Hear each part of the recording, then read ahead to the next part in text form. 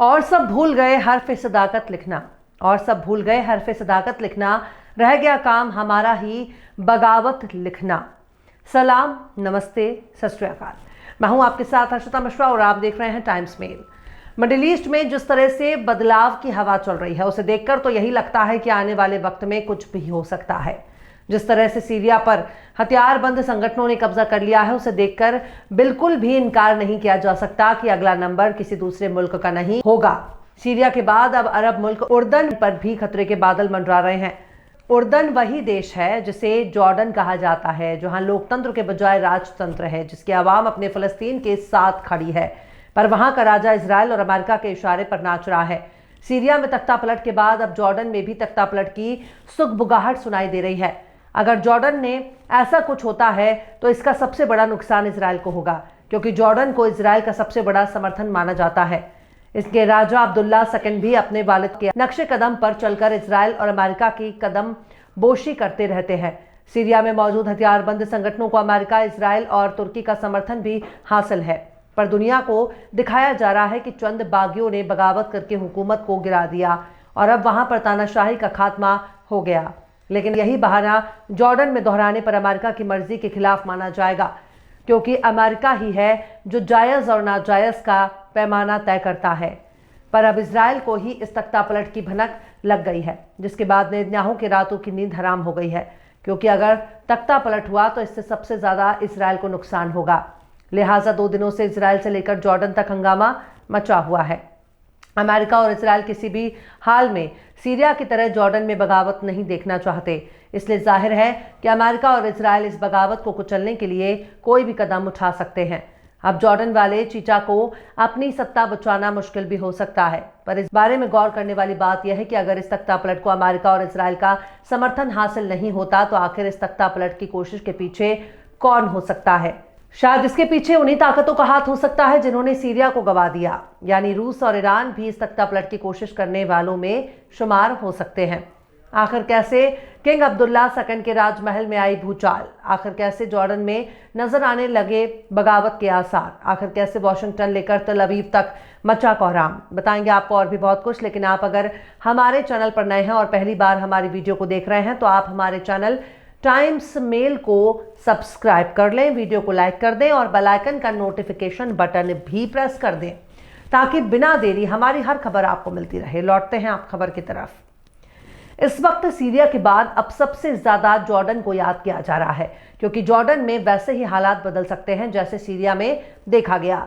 Middle east में Iran और रूस को झटका लगने के बाद अब शायद रूस और ईरान अपने नुकसान का बदला लेने के लिए अमेरिका, इजराइल को झटका देने की तैयारी कर रहे हैं। सीरिया में बशारुल असद की हुकूमत गिरने के बाद ईरान और रूस ने अपने एक करीबी साथी को गंवा दिया। अमेरिका और इजराइल को सीरिया में तख्ता पलट की साजिश रचने वालों के तौर पर देखा जा सकता है, पर अब जल्द ही सीरिया जैसे हालात जॉर्डन में देखने को मिल सकते हैं, जिसकी वजह से अमेरिका और इजराइल भी अपना एक साथी खो सकते हैं। Israeli public broadcasting corporation KN ने बताया कि इजरायली अधिकारी इस बात से काफ़ी परेशान हैं कि जॉर्डन में भी तख्ता पलट हो सकता है। इजरायली मीडिया ने अपने रिपोर्ट में बताया है कि इजराइल के नेता और सुरक्षा अधिकारी बहुत परेशान हैं, क्योंकि जॉर्डन सरकार को बागी गिरोह गिरा सकते हैं। इतवार को KN ने रिपोर्ट दी है कि इजरायली अधिकारी गंभीर रूप से चिंतित हैं कि जॉर्डन के विद्रोही समूह सीरिया में हुए घटनाक्रम से प्रेरित होकर जॉर्डन के राजा अब्दुल्ला सेकंड की हुकूमत को उखाड़ फेंकने की कोशिश कर सकते हैं। सीनियर इजरायली सूत्रों के हवाले से इस रिपोर्ट में कहा गया है कि जॉर्डन को लेकर इजराइल के टॉप अधिकारियों के बीच बातचीत हुई है। इसके साथ ही आगे और बातचीत करने की भी प्लानिंग हो रही है। KN के मुताबिक कुछ अरब डिप्लोमैट्स ने भी जॉर्डन में विद्रोह के भड़कने को लेकर चिंता जताई है, लेकिन इस पूरे मामले में इजराइल को ज्यादा नुकसान हो सकता है, क्योंकि फिलिस्तीन के कब्जे वाले इलाके में जॉर्डन के साथ सबसे लंबी सीमा है, जिस पर इजराइल का कंट्रोल है। इस खबर के बाद अब टाइम्स ऑफ इजराइल ने भी बताया है कि घरेलू खुफिया एजेंसी शिन बेत के चीफ रोनन बार और इंटेलिजेंस डायरेक्टरेट के चीफ श्लोमी बिंदर ने जुमे को जॉर्डन का दौरा किया, जहां उन्होंने सीरिया के हालात पर जॉर्डन के जनरल के साथ बातचीत की। माना जा रहा है कि इस मुलाकात के दौरान इजरायली अधिकारियों ने जॉर्डन में विद्रोह पनपने की रिपोर्ट्स पर भी बातचीत की है। वहीं अमेरिकी मीडिया आउटलेट्स एक्सियोस ने भी ऐसी ही रिपोर्ट जारी की है। जिसमें कहा गया था कि शिन बेत के चीफ और इजरायली सेना के बड़े अफसरों ने सीरिया के हालात पर बातचीत के लिए जॉर्डन की खुफिया एजेंसी के चीफ और मिलिट्री के कमांडरों से मुलाकात की थी। अगर जॉर्डन की बात की जाए तो जॉर्डन की आबादी तकरीबन 1.25 करोड़ से भी कम है, जहां सुन्नी मुसलमानों की तादाद सबसे ज्यादा है। यहाँ का राजा भी सुन्नी ही है।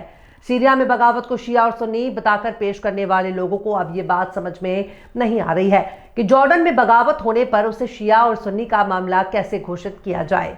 जॉर्डन की आबादी में फलस्तीन भी शामिल है, जो शरणार्थी के तौर पर जॉर्डन में रहते हैं। हालांकि पूरा का पूरा इलाका ही किसी जमाने में फलस्तीन और सीरिया हुआ करता था, लेकिन जमीन बांटने वालों ने अपने अपने कब्जे के लिए जमीन पर लकीरें खींचनी शुरू कर दी।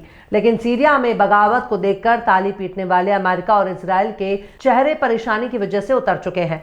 जॉर्डन में 35 लाख के करीबी फलस्तीन मूल के सुन्नी रहते हैं और इसके साथ ही 14 लाख से अधिक सीरियाई सुन्नी भी रहते हैं, यानी सबसे ज्यादा सुन्नी मुसलमान ही जॉर्डन से में मौजूद हैं।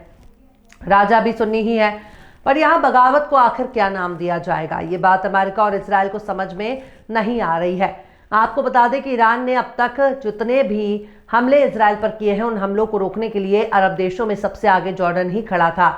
आज भी इजराइल पर होने वाले हर हमले को जॉर्डन ही रोकता है। हालांकि जॉर्डन की आवाम इजराइल और अमेरिका के दुलारे नेता अब्दुल्ला सेकंड का विरोध करती है और फलस्तीन के साथ खड़ी है। गजा में 8 अक्टूबर से शुरू हुए इजरायली हमलों के बाद जॉर्डन में भी बड़े पैमाने पर विरोध प्रदर्शन किया गया था। लोगों ने इजराइल के साथ ताल्लुकात खत्म करने के लिए कह रही है। इजराइल के साथ ताल्लुकात बहाल के समझौते को रद्द करने और इजराइल के साथ कारोबार की डील को तोड़ने की मांग कर रहे थे। जॉर्डन के सुरक्षा बलों ने इन प्रदर्शनों को रोकने के लिए ताकत का इस्तेमाल किया और सैकड़ों प्रदर्शनकारियों को गिरफ्तार कर जेल में डाल दिया। और धीरे धीरे जॉर्डन के लोगों ने किंग अब्दुल्ला सेकंड के खिलाफ काफी गुस्सा और नाराजगी देखी जा रही है। जॉर्डन के किंग भले ही फलस्तीन के मुद्दे पर इजरायली हमले का विरोध करते हों, ईरान के खिलाफ अक्सर इजराइल के साथ खड़े रहते हैं। अमेरिका के साथ नजदीकी की वजह से इजराइल के साथ भी इनकी गहरी यारी है। अप्रैल और अक्टूबर में जब ईरान ने सैकड़ों रॉकेट और मिसाइलों को इजराइल पर दागा था, तब जॉर्डन ने ज्यादातर मिसाइलों को इजरायली सरजमीन पर गिरने से पहले अपने हवाई क्षेत्र में मार गिराया था। जॉर्डन की हुकूमत फिलिस्तीन समर्थक तो हैं, लेकिन वो ईरान के रेसिस्टेंस गुट का ना तो हिस्सा है और ना ही वो अपने देश की जमीन का इस्तेमाल इजराइल के खिलाफ होने देते हैं। इसी वजह से जॉर्डन अमेरिका और इजराइल दोनों के लिए बहुत बड़ा नूरे नजर है, जिस पर अगर कोई खतरा मंडराता है तो इसका सबसे ज्यादा नुकसान इजराइल और अमेरिका को होगा।